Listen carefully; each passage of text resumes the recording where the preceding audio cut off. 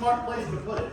Right? And we didn't consider the basement a living area, and so we could put it wherever we want. We could put it someplace that it could do its job best. Right? And then the architect is like, hey man, we can sell that area there that you're putting your furnace in.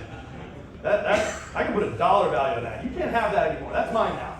Right? You go over here, right? Way over into the corner, and the job got harder again. Right? I'll talk a little bit more about that in a minute.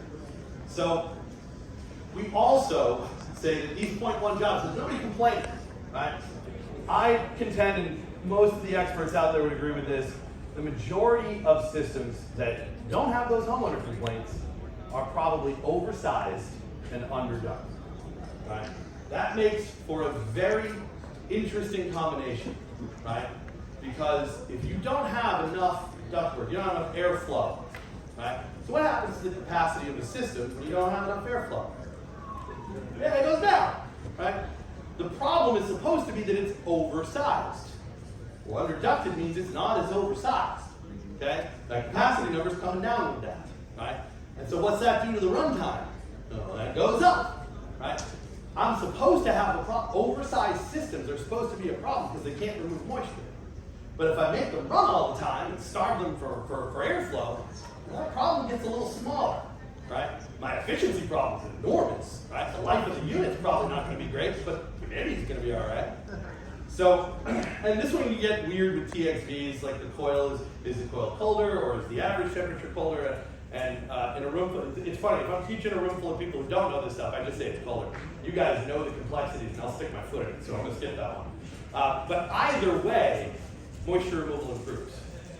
Either way, right? So you're going to have better moisture removal per cycle, you're going to have longer cycles, and you're not going to be as oversized. Well, no wonder the homeowners are complaining. Because the only time they're going to know, or the only time they could know, and they won't, know that there's a problem, is when it breaks because you killed the thing, right? Or maybe they didn't, maybe this isn't exactly how it went. Maybe there was a problem, right? Maybe the homeowner did have those humidity issues, right? And so they called you up, not you, no, they didn't call you, they called your competitor, because you wouldn't do this. So they called the competitor up and say, hey, we're having a problem out here. And so what's the first thing that they do? Well, they turn the gauges on. Oh, I see the problem, we need more gas.